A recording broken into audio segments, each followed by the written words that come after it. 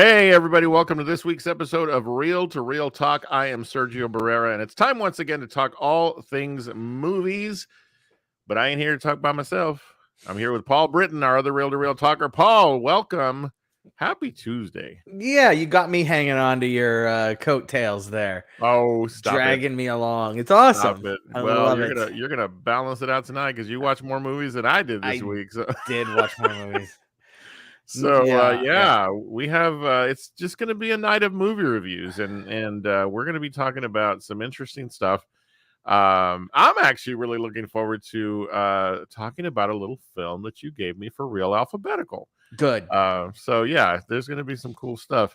So for those of you who have joined us, thank you so much for doing so, and just know that we're all about movies here. So if you want to hear about movies and You're in the see right what place. we think, This is the right place for that. This is the place to be. This is the place movies. to be.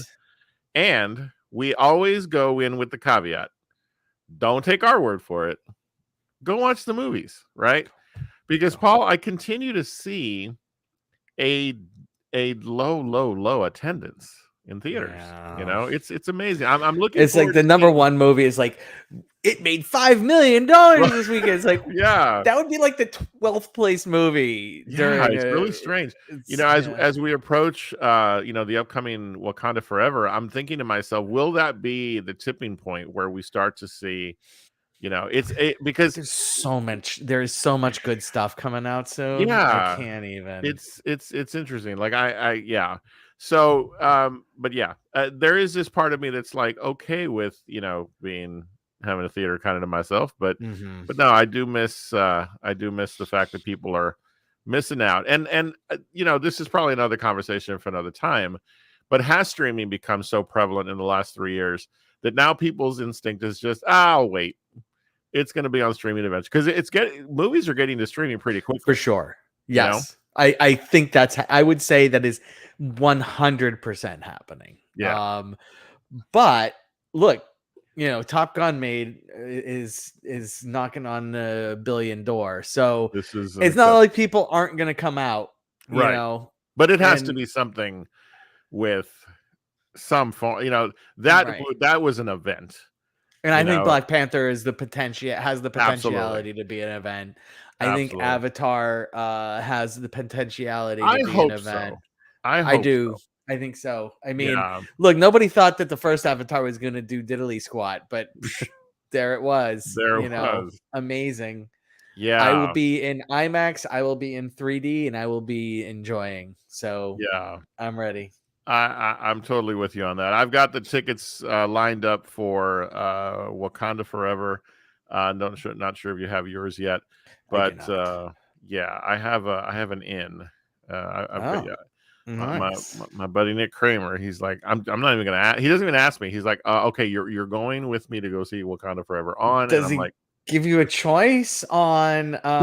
He knows my habits in terms of when good times are, and so literally got that message last night. Actually, he's like, all right, I got our tickets to Wakanda Forever, and I'm like, my brother similarly reached out and said, so what's the plan for Black Adam and Wakanda?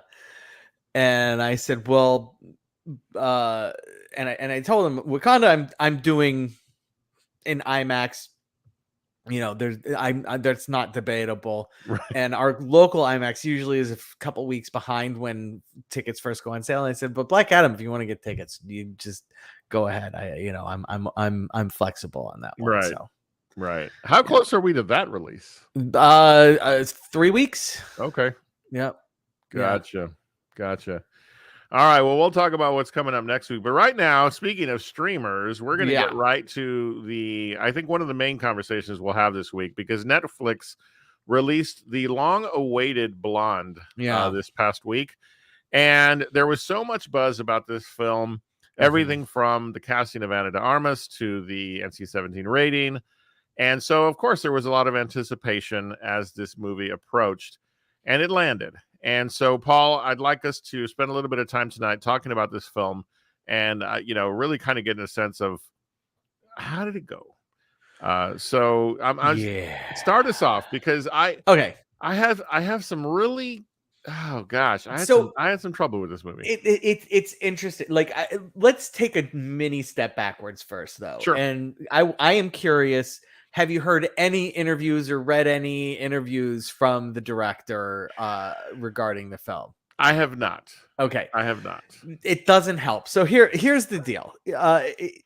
The movie is based off of a novel by Joyce Carol Oates, Yep. and the novel is a fictualization of the life of Marilyn Monroe. Right. And the movie takes that and runs with the, yes, this is a fictualization, so I'm going to continue the fictualization. And I haven't read the book. Okay. But I will absolutely say I can't believe that what is presented is really the tenor of the book. Because it is so just weird. It's like if you're gonna make a controversial movie about Marilyn Monroe, you don't have to really try hard. Sure. You know, like there's a wealth of material there that you can go with, but you also probably shouldn't like make it so that like everything that she did have, like, let her have that. Don't make it so that it was given to her or imbued upon her via other people. It's like she owned her sexuality. I mean, that's just one of those things that we know about Marilyn Monroe. She absolutely owned her sexuality. Yeah. And one of the worst parts about this movie is that it feels like that her sexuality was given to her by these pair of sons of famous people who, these two juniors, Charlie Chaplin Jr. and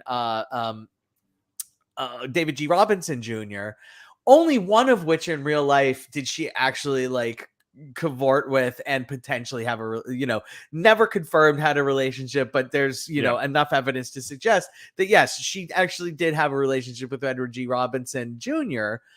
But like the idea that Charlie Chaplin Jr. and Edward G. Robinson, like that they were a throuple, is just like, by the way, spoiler alert, the movie, throws out that Charlie Chaplin Jr., Edward G. Robinson Jr. and Marilyn Monroe were a throuple. And it's just that there's nothing to suggest that in any, and it's such a weird choice. It's like, and that is just the first of many, many, many weird choices going on with this movie. This movie clocks in at 2 hours and 47 minutes, and it's so the initial impression I got, and one of the things that's kind of stuck with me throughout the film. And again, like you, I've not read the book, but I thought to myself, man, did Joyce Carol Oates really just hate Marilyn Monroe? I mean, let's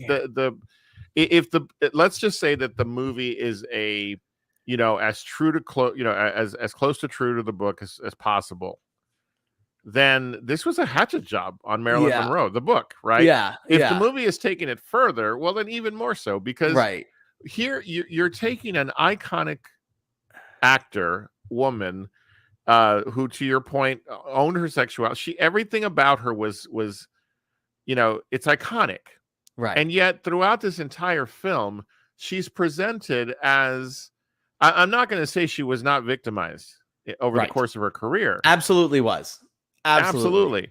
But that it was almost like that was all that this film wanted to portray. Yeah. And unfortunately, it got overbearing. It got way overbearing. And we'll get to Ana de Armas's portrayal in a bit, but I was just really disappointed that this film did nothing to undergird what I believe Marilyn Monroe's career also had.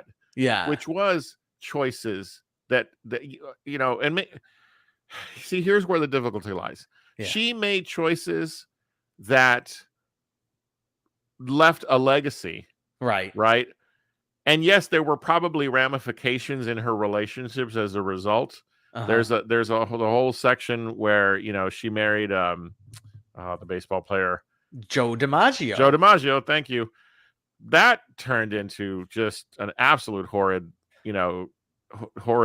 event. But everything that led us to things that we see as, viewing from the outside in, what we know about Marilyn Monroe, was always in the film portrayed as leading to some form of trauma and victimization. Yeah. And it unfortunately, and I'm hoping that the fan base of Marilyn Monroe will see past this. It was almost an attempt to shred away anything that she might have brought to the table, right, as who she was. Exactly. She was, I believe, when you think of her body of work in film and the other ways in which she was presented, I don't think she was the victim of every single. She had to have overcome some of that because of how she is remembered and how she is known. I'm not saying she wasn't victimized, but what I am saying is this film took too much pleasure in portraying that and only that for almost 3 hours. Yeah. And it became unbearable at points. It was relentless. Yeah. It really was I was really disappointed that they didn't portray a more balanced story. And maybe it's because I don't know the book. And perhaps that's just, but I can't imagine that people would have read that book. Like I can't imagine sitting down. It would have been hard to read. Starting this book, if this movie is a true representation of the book, I can't imagine people sitting down and reading this book and being like, "Yeah, I'm going to read to the end." Like I knew it would have been unbearable. Yeah, I knew my time spent was going to be 240. If I'm reading the book, that's many more hours. I'm not subjecting myself to that. Right. I don't know. I think it did a disservice to one of the more iconic people in our generation, in our lifetime. Yeah. We need to talk about Ana de Armas's portrayal because we know the level of what she is capable of. We have seen her enchant us in so many ways, from action films to other roles. Yeah. And I know I was intrigued by the casting of her in this role. Yes. I believe she suffered from the direction of the director. I believe misused Ana de Armas in this film. Yeah. I look, she does a great job. Like she really does a great job with the material. It's just that the material is meant to make her so small.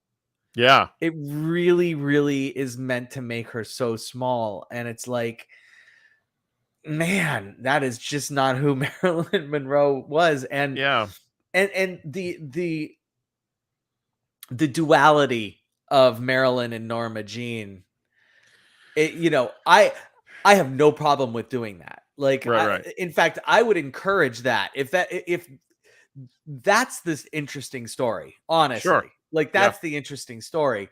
They touch upon that. And those are the parts where I felt like she really kind of was able to do something with the role. Right. But so much of the role is her crying and screaming and crying and screaming. And it's like, Yeah. And then this is me being picky, but okay. And what I will, to the whole point of duality, what I was going to say was I loved that they played with the potential of she's Marilyn Monroe, and that's a created character, right? Right.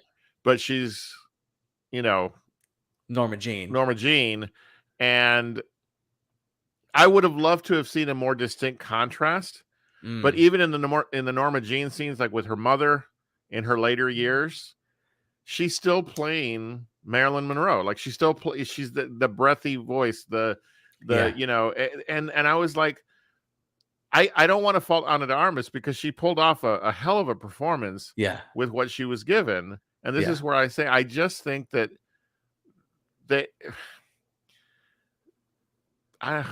it's so weird because I did not enjoy this film, but I enjoyed Ana de Armas's performance to a point because I could see in some of what she did, what the potential could have been, right. I very, very picky note.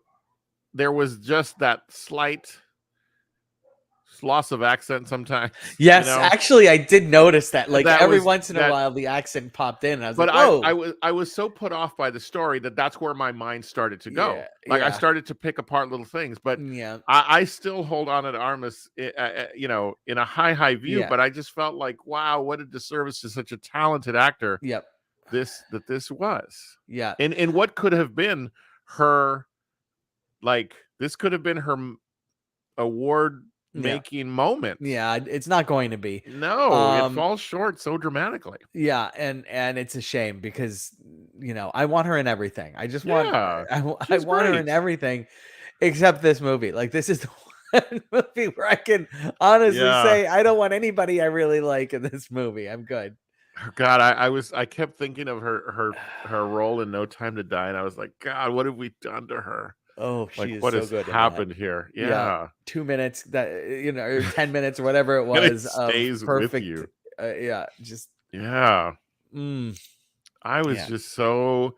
Paul, I have been waiting for days to have this conversation with you because I just wanted to pick your brain sooner, but I was like, nope, save it Yeah, for the no, pod. we gotta wait. Phew. I was just so disappointed. I want to say this is one of the more beautifully shot movies. Yeah. I did find the switches from color to black and white Mm-hmm. and the I don't know, the not screen size. What am I shooting? The aspect ratio switches to be a little disjointed. Yeah. But when it was working, it just was like this is a director who can clearly shoot a movie. Yeah. Sure. Whether or not, I mean, like, okay, so now is when I will bring up, man, his interviews have been horrible. Like Okay. they have been Tell me about doing that. no service whatsoever. So it turns out he doesn't like Marilyn Monroe movies. Like he's like he apparently likes Some Like It Hot, but that's it. And one of the things he's in Gentlemen prefer Blonde. So like there was an interview, I don't remember the journalist who she was writing for. I believe it might have been Vanity Fair, might have been something else, I don't remember exactly, I apologize. Mm-hmm. But there was a bit where she kept this segment out of the interview, but she kind of posted it on her social media to be like, this is an exchange that I didn't put in the article, so it could have been worse. He mentioned, he said something along the lines of, well, people don't really don't actually like Marilyn Monroe movies, do they? And she's like, well, actually, no. Me and my friends, we really like Gentlemen Prefer Blondes. And that's something that we'll watch semi regularly. And he asks, really, why is that? What's your take? And then she says, well, it's just she does a really good job of kind of subverting the whole patriarchy and the whole idea of the woman being helpless and stuff. And he's like, yeah, but they're basically like they're basically whores. And she and like she's like, but it's fantasy. And he's like, yeah, okay, so they're well-dressed whores. And it's like, whoa, man. Like, yeah. And it's just those kind of comments that this guy just doesn't help. Was the wrong person to be making this movie. So I'm glad you said that because I agree. I'm glad I didn't read the articles because I would have been even more upset. Yeah. So then, okay, you're with your knowledge of because I think this movie needed a director. I'm tempted to say a woman director. Oh, definitely. I think would have done far better justice. Yes. If you had your choice and could go back in time and choose the director that would have made this film the way it could have been made, interesting. Who comes to mind? Interesting. I wouldn't mind seeing a Sofia Coppola. That is exactly what I was thinking. That is exactly what I was thinking. She doesn't go big, even her Antoinette. I mean, that's a big character, but it still is very self-contained. Right. So I don't know if that would necessarily work, but I would love to see her try. I Because think it would have been a much more intimate film, right. in which we would have gotten a better contrast between the Norma Jean, the real person, and the Marilyn Monroe. That is I think that's the story. Honestly, and we've seen biopics that do that before. I believe it was HBO did a Marilyn Monroe movie where two different actresses, Naomi Judd, and I don't remember. I'm sorry, I forget the costume, but I know what you're talking about. But one actor plays Marilyn and the other plays Norma Jean. Norma Jean. and it's good. It's not fantastic, but it's compelling. And I think that not being so contrived and following that up and just delving into that is a compelling idea. And I don't know. This is not that. So yeah, indeed. We come to the part of the show where we start to delve out ratings for the movies that we review in our rating system of tacos. You can get 5 tacos. The most you can get is 5 tacos plus guac if you want to give it some extra love. Paul, your rating for the movie Blonde? I'm going 2 tacos. The reality is there was enough here that it was like not unwatchable. So I'm not going, I didn't actively hate it, but I also, there wasn't really a lot to like. So I'm doing 2 tacos. I decided to go plus guac. Okay. Because of what Ana de Armas worked so hard to try to do. You got to give her. Plus, I'm biased. I mean, come on. I just wish she had done. I wish she had been given a better director. I know what you're talking about. I was going to say better direction. It's a better director. Yeah. Golly, what a missed opportunity. I don't know. We'll see what happens, but I wonder how she's feeling at the end of it. Yeah. To be honest. Sure. All right. Well, make sure you check out Blonde on Netflix, still available and will be for a while. And let us know your thoughts, which will bring us to the next film we're going to talk about. And that is Apple TV's or Apple Plus. Apple TV Plus. Apple TV Plus, yes. Phil, whoops. What happened? That again. My big banana hands cause things to happen. I'm trying to get over here to take away there we go. You took care of it. A film called The Greatest Beer Run Ever. Yeah. The first thing I want to say about this movie, yes, okay, is that Russell Crowe, the fact that Russell Crowe is on this movie poster is the most insane thing I have ever seen in movie marketing in my entire life. It's like somebody said we probably need him on the poster. Right, we need to make people think that Russell Crowe's in this movie. So, Paul, I'm gonna quickly tell my my $5 movie, my $5 mystery movie story, movie story. Do it, yeah. Last week, so Regal Cinema, I have their Regal Unlimited app, and they were advertising, $5 mystery movie. Show up, not gonna know what the movie is, but it's only $5. But because I love belong that to Regal concept, Unlimited. Great love concept. That concept. Now, because I'm part of Regal Unlimited, it only cost me 54 cents. Yeah, good times. I walked in, sat down, a lot of people there, right? Because, hey, mystery movie, $5. It was this film. Yeah. 20 minutes later, I thought, I'm going to be able to see this at home. I'm leaving. And so I decided to wait. And then I watched it at home. And I'm like, I could have just gotten it out of the way. You could have. There is an interesting story here. Yes. This film, The Greatest Beer Run Ever, is based on a true story. Yeah. Of a guy who, kind of a ne'er-do-well misfit, decides that he's going, he gets himself into a pickle because he talks about, he's surrounded by all of these sort of, I loved the characters that surrounded Chick. Okay. Yes. Yeah. Including Bill Murray in a fantastic turn. Okay. Yeah. Such a highlight of this film. I'm sorry. Bill Murray should be on the poster more than Russell Crowe. Please. This movie would have been so much better in so many ways, but boy, more Bill Murray. Yeah. He gets himself into a pickle where he speaks out of turn and says, I'm going to take beer to the guys in Vietnam. Right. Because he's hearing, in his own community, they're losing And I gotta say, they're an important part of the compelling motivation for that is that he encounters some protesters, Yes, some more protesters, and so he and his bar buddies are all like, oh, those people don't know they're not American, they're un-American, and these guys, these guys need our support under no matter what, and blah blah blah. And so this is where the idea is hatched from. I'm going to show my support by taking them beer. He's a merchant marine, so he's able to get on ship. Yeah, and he's deciding he's going to take this bag of beer that survives unbelievably to make it to its destination.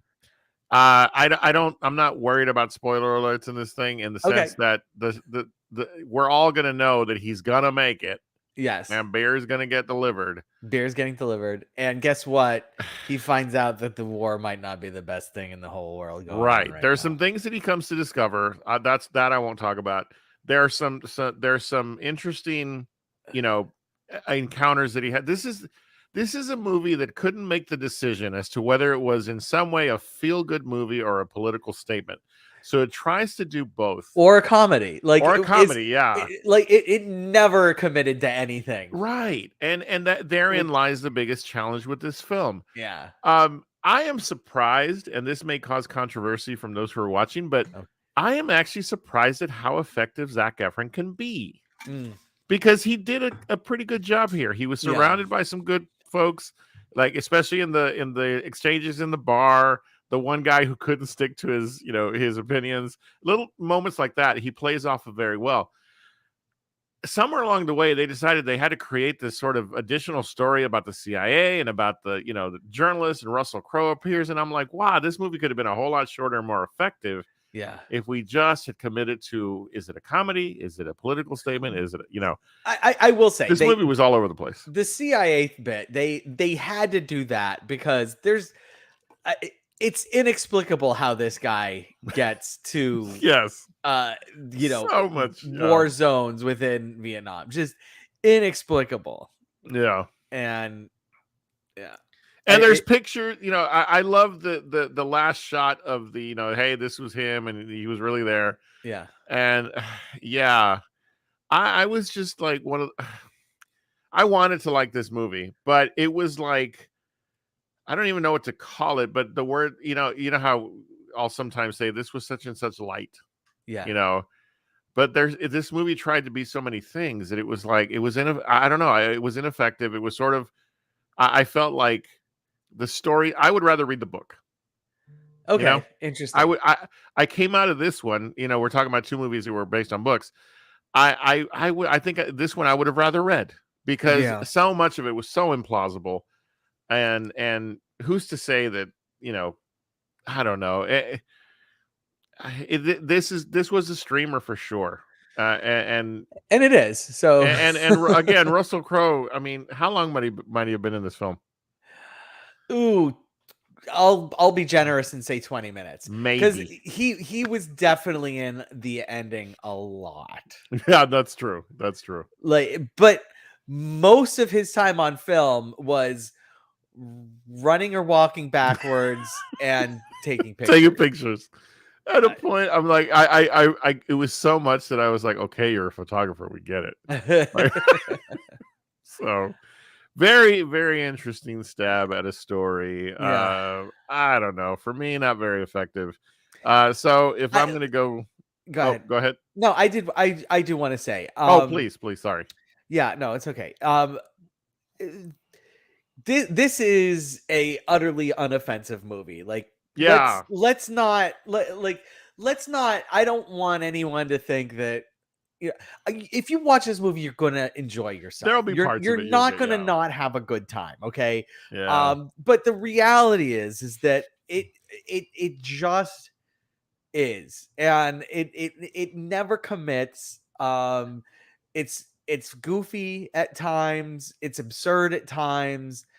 And then and mixed in there, it tries to have a heart, and it's just like, I don't know. I couldn't tell you where it should have gone. I just know that where it did go, like you were saying, it just doesn't. It just ends up being, and without actually making a firm statement one way or the other on anything other than things that we already know. Like it was in 19 look, Deer Hunter started, and then and there were several movies that came around in the 80s, Platoon, Good Morning Vietnam, and right. We've had quite a few movies that make it clear that the Vietnam War wasn't great. I don't know that having a dude making a beer run in the middle of it is necessarily the best way to it really wasn't that. I don't know. Again, this book could have stayed a book, and I think we would have been all right. Yeah. Although I'm not gonna. This might surprise you. I'm not gonna knock it too much. I'm gonna leave it at a solid 3 tacos. Oh wow, okay. Only because, again, if you watch it with the right lens, there are going to be things you'll enjoy. Sure. As I went through the second watching of the first 25 minutes. The Bill Murray character, it caught me again. Yeah. And that led me to go, okay, I'm going to invest in watching because I get what they're doing. They just did great work, little details with the supporting cast and so forth. I love some of the exchanges he had with the soldiers in Vietnam that he encounters. Yeah. There was just enough of that for me to go, okay, yeah, put 3 on it, encourage people to watch it, form their own opinion. Yeah. It is what it is. And for that reason, I give it the 2 and plus guac. Okay. But it's really good. Very 2 good and guac. Like I just don't know that it did enough to Gotcha. warrant 3 from me. Okay. Yeah. I think it lands in the I didn't hate it. No, I really did. There was nothing I disliked. Like, right. Genuinely. Yeah. But there was also nothing that I was like, oh, this is really good. Other than Bill Murray. Like Bill Murray was really good. That was about it. So good. It's like one of the it's like at the very end, it's like he comes back and he's a changed person. It's like I didn't need to wait an hour and 50 minutes to get to he comes back and he's a changed person. I knew he was going to come back and be a changed person, Yeah. And obviously we need to see Bill Murray again, but I don't know.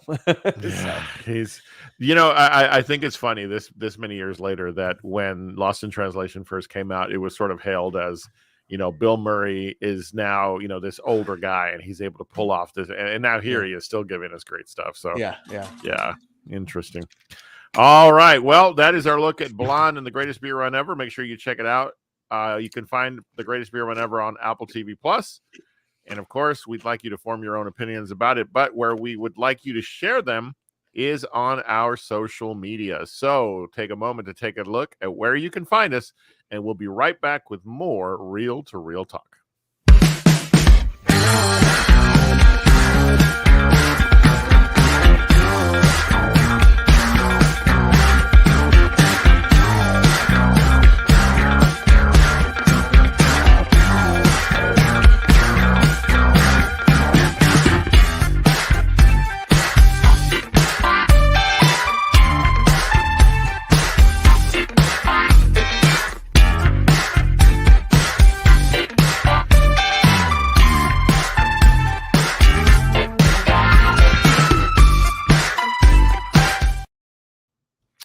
Welcome back. We are here, Reel to Reel talking. Paul, it's that time. Yeah. I hope you're excited because I'm not, but that's all right. I'm ready. I am not excited. It's time for what the hell did I just watch? Yeah. If I may, before you start. Yes. It was so interesting to receive your text when you said you gave me the title and you said I'm scared. Yeah. And I was like, oh goodness, this is because you're pretty good at kind of holding things to the vest until it's time. No, this one I was, if you want to pique my curiosity about what's going to happen on your segment, that's the way to do it. So talk to us. Okay, so Martyrs is a 2008 French movie. It comes out of the French extremism movement. It's a horror movie. Guess what, folks? It's October. We're getting a month of horror films on What the Hell Did I Just Watch? So,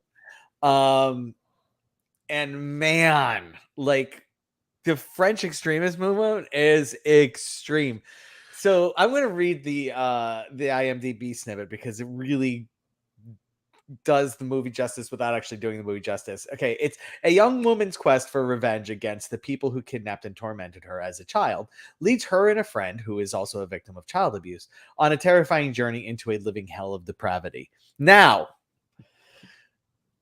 I am here to tell you the last sentence, a living hell of depravity, cannot possibly begin to give you any idea of what goes down in this movie. It just cannot prepare you for what goes down in this movie.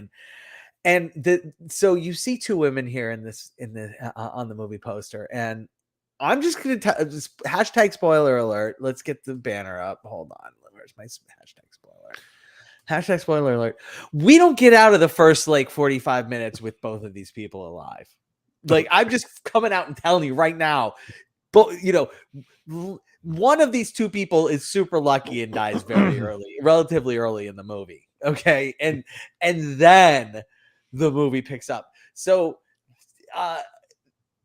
Barbarians definitely stole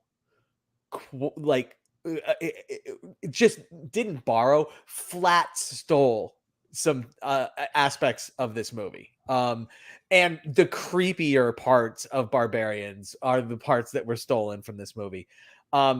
Specifically, creepy, strange barbarian woman running around and tormenting people. Yeah. And dungeon basement. Like down a long hallway, discovered, and don't fucking go in there, God, this movie is just, you were like literally, you do not wait until the end of the movie to say what the hell this entire movie you're just watching like, what am I watching? What is going on? What is going on? And you understand exactly why 80% of the decisions are made. This is the good people making bad decisions. This isn't the people just constantly making horrible decisions and ruining their lives and stuff. This is people in a moment making a really bad decision in a moment, and then just like everything tumbling because of that one decision. Not like making bad decision after bad decision, then it finally catches up with them.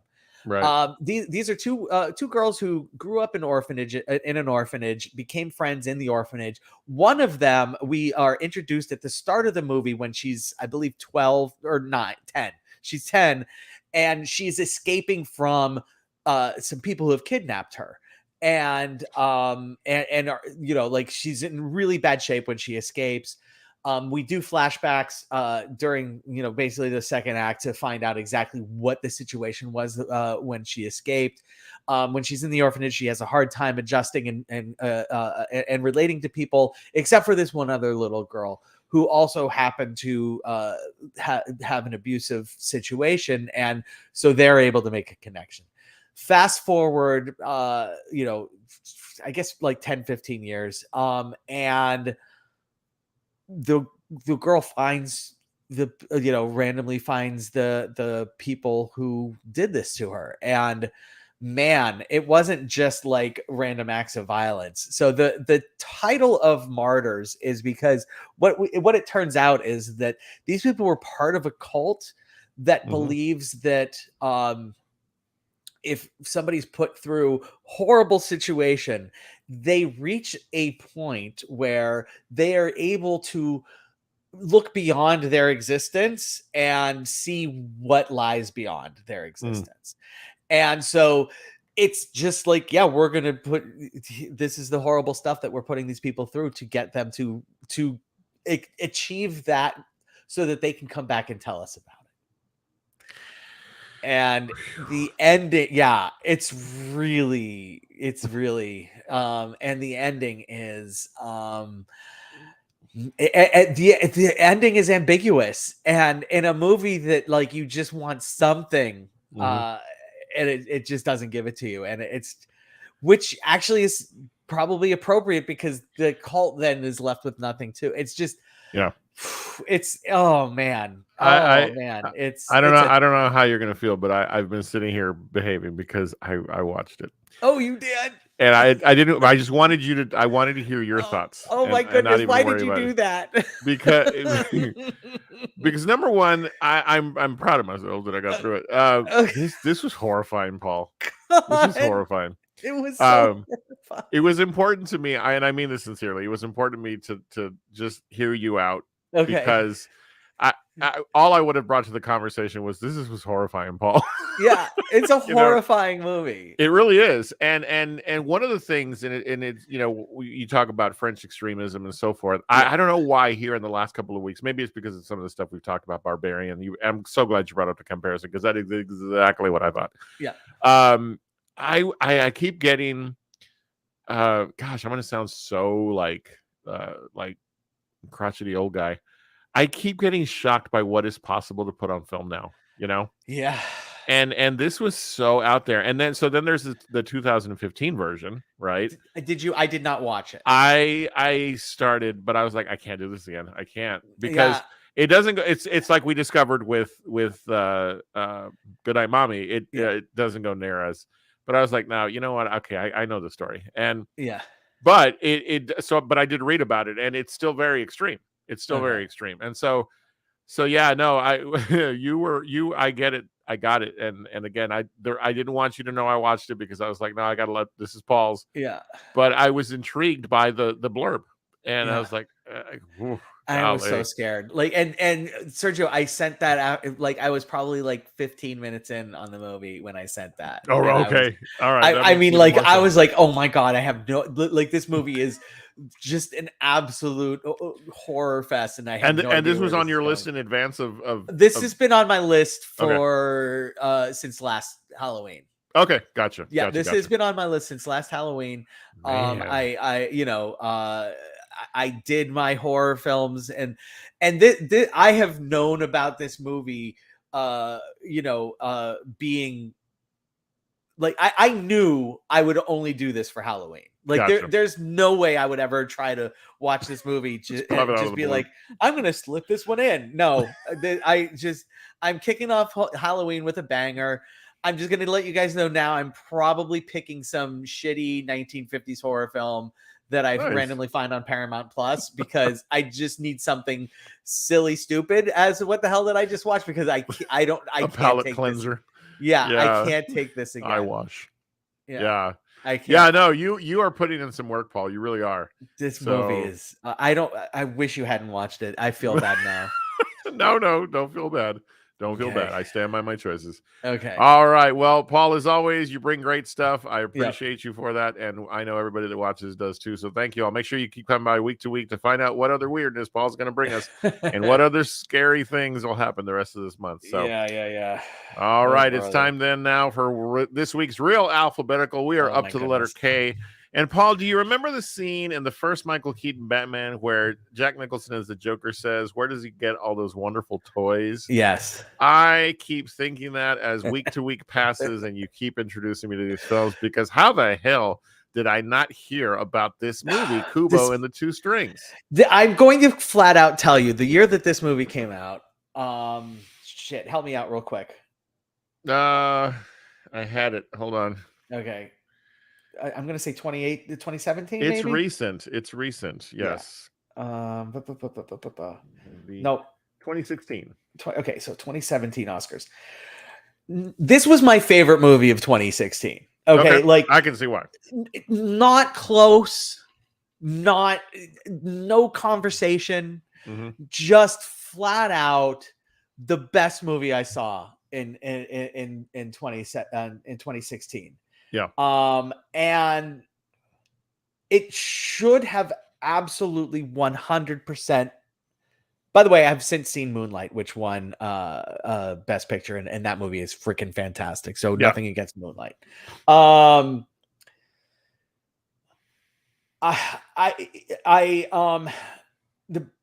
It should have been nominated for a movie. For a Best Picture. And by the way, this is the year of Arrival, and I fucking love Arrival. Arrival is one of my all-time favorites. This movie I feel was better than Arrival.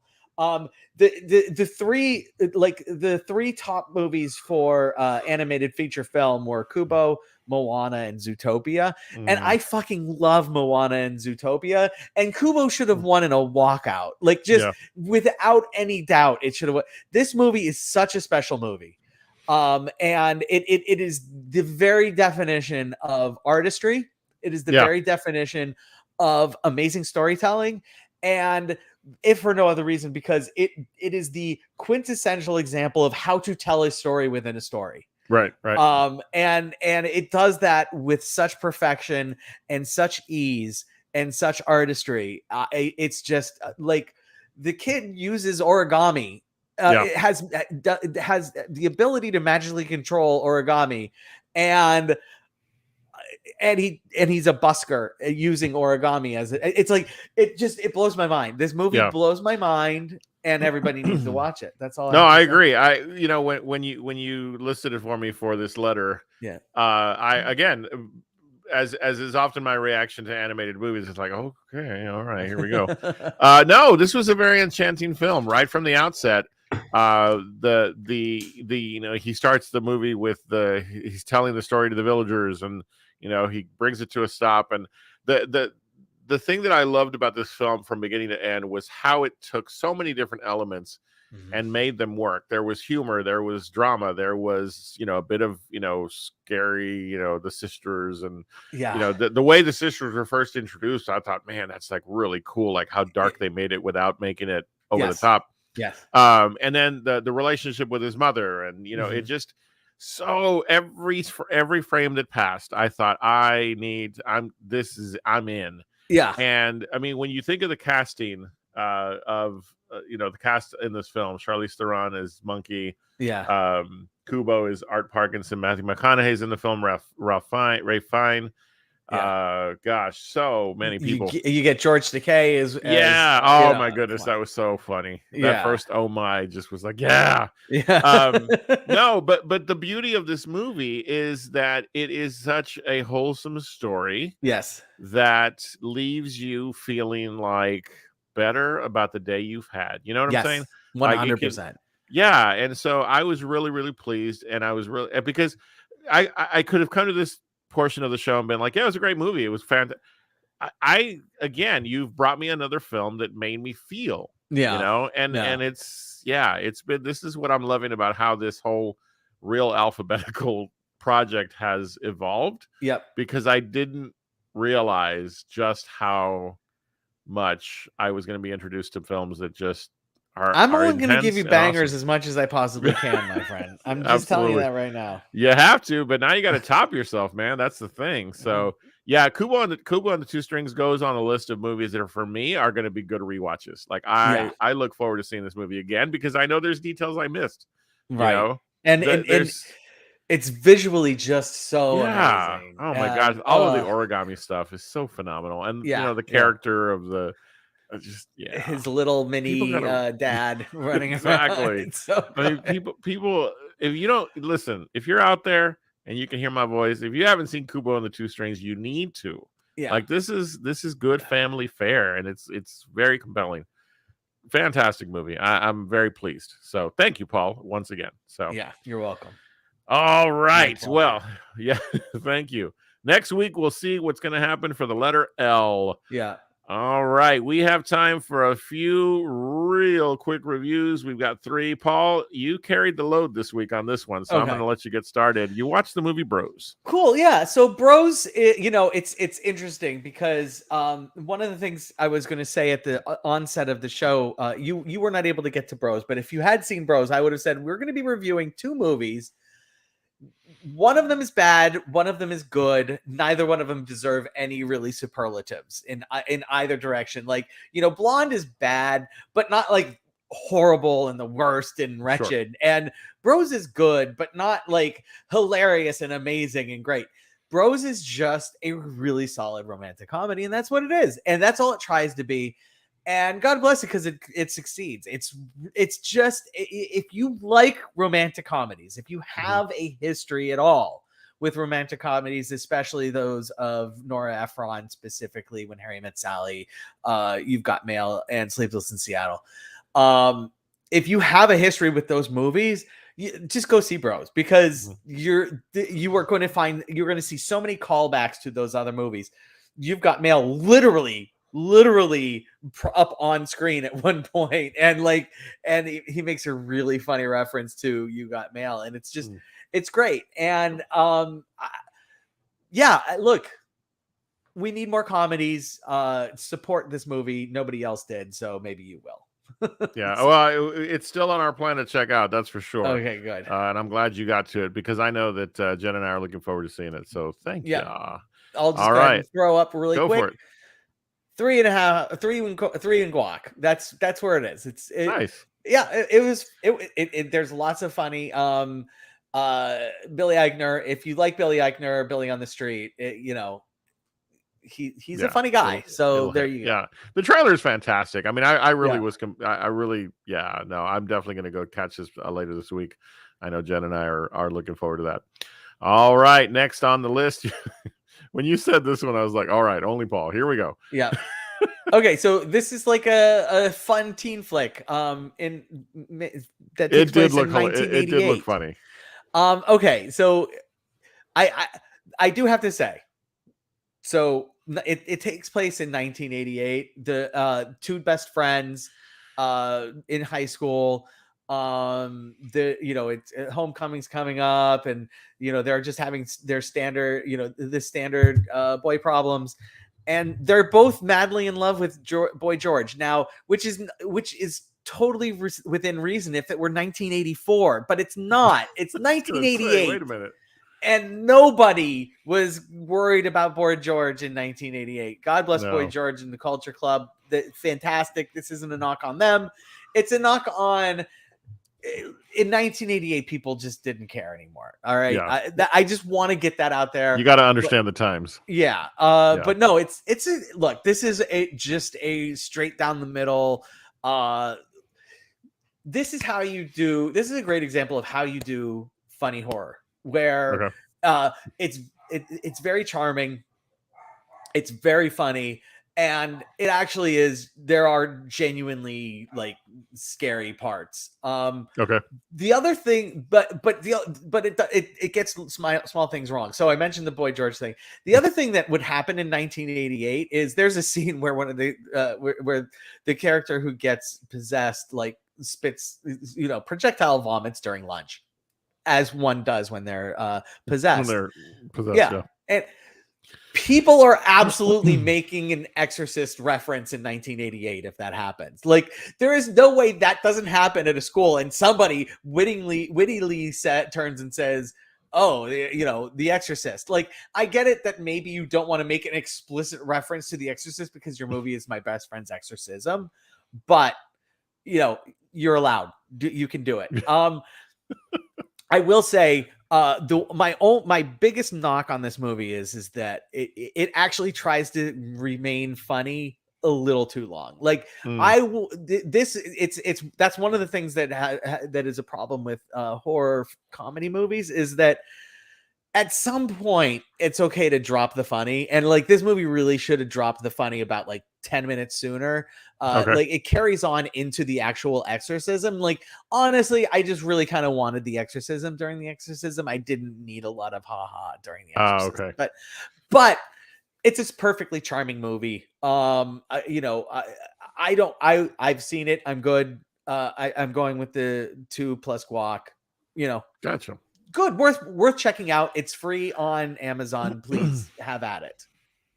Excellent. All right, then I might accidentally watch it. So we get to our final. Oh wait, no, that was it. I forgot. Yeah. Darn it! Pretend that didn't happen, folks. Okay. Yeah. So here we are. We come to the end of another real. I knew I was going to mess that up. Okay. We come to the end of another reel to reel talk. Are we looking forward to Amsterdam, Paul? Because it looks pretty intriguing. I am looking. The simple answer is yes. Yeah, I am looking forward to it. Do I have super high hopes based off of I have high hopes. Do I think those hopes will be met? I honestly don't. I don't. I think I'm gonna watch the movie and just be like, oh, that could have been. Yeah, what was the movie a couple of weeks ago? It was a period piece as well. Sam Rockwell. Oh, yeah. Which I loved, by the way. But right.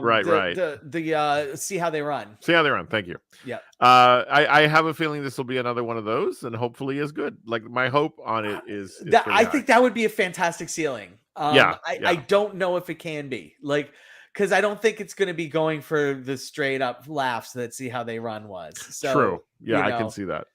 The other film coming out this week, and again, we haven't decided 100% what's going to be on our plate for the next episode, but Lyle Lyle Crocodile, which I've seen trailer after trailer. I'm not going trailer to see that, on. so that's all you're going to have to go somewhere else to get that review. So. Right. Sorry about that, guys. We do sometimes exercise veto power. So, yes. All right. Well, what you can be guaranteed of, folks, is that we will be back next week for more movie talk here on Real to Real Talk. Paul, as always, it has been an absolute fun time. Thank you for making this a bright spot in my Absolutely. Week. Yeah. All right. Thank you, man. Absolutely. We're going to keep letting me talk about Kubo and the Two Strings. That was awesome. Oh, man. That was a winner. I can't wait to see what's coming up. Okay. So come back next week, find out what Paul gives me for Real Alphabetical and everything else we're going to talk about. But in the meantime, make sure that you remember you are awesome, you're amazing, and the world's a better place because you are in it. We will see you next time on Real to